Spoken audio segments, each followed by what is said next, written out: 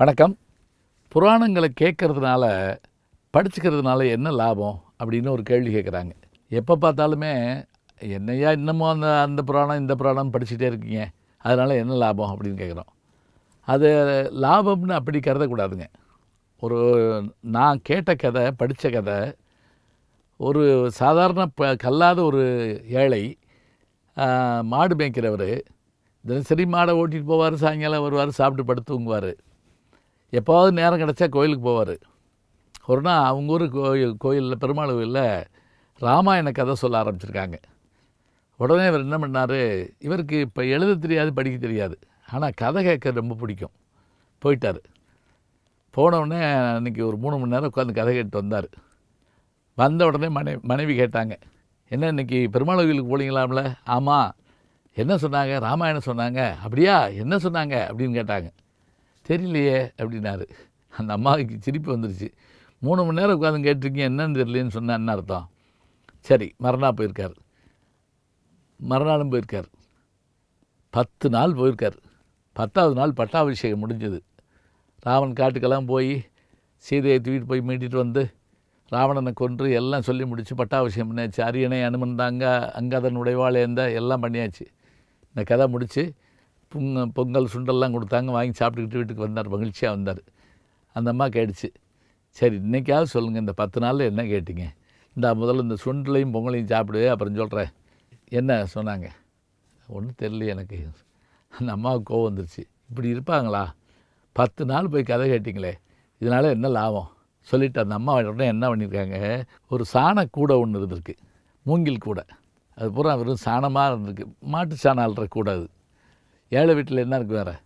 அந்த கூடையை காமிச்சு, இந்த கூடையில் அந்த தொட்டியில் தண்ணி மோட்டுவாங்க போங்க அப்படின்னு இருக்கு. கூடையில் எப்படி தண்ணி சொன்னால் கேளுங்க போங்க. உடனே அவர் போயிருக்காரு. அந்த கூடையில் தண்ணி மோந்துருக்காரு. மோந்தோடனே தண்ணி பூரா கொட்டி போச்சு. அப்படியே வந்திருக்காரு. கொண்டு வந்து காமிச்சிருக்காரு. தண்ணி இல்லை.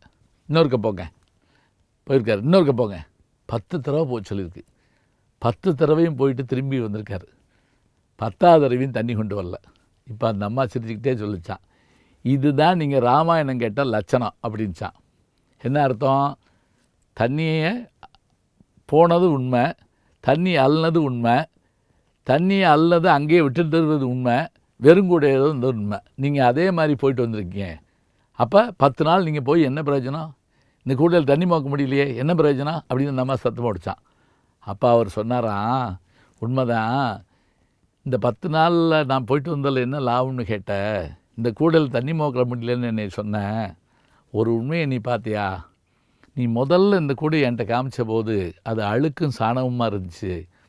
நான் 10 தடவை தண்ணி மோக்க போனேன்ல, ஒவ்வொரு முறையும் நான் தண்ணி மோக்க அதில் இருக்க அழுக்கு அசுத்தமெல்லாம் போய் அது சுத்தமாகிடுச்சு. பார்த்தியா? தண்ணி மோக்கலேன்னு கவலைப்படாத, கூட சுத்தமாச்சு, சந்தோஷப்படு. அந்த அம்மா அப்படி வாயடைச்சி போச்சு. ஒன்று புரியுதுங்களா?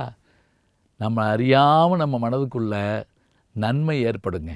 ராமனைப் போல் வாழ வேண்டும், பீமனைப் போல் வாழ வேண்டும், அனுமனைப் போல் இருக்க வேண்டும் என்றெல்லாம் நாம் நினைக்கிறோம் என்று சொன்னால், அதை அப்படியே நேரடியாக சொல்லாமல் கதைகள் மூலமாக சொல்வார்கள்.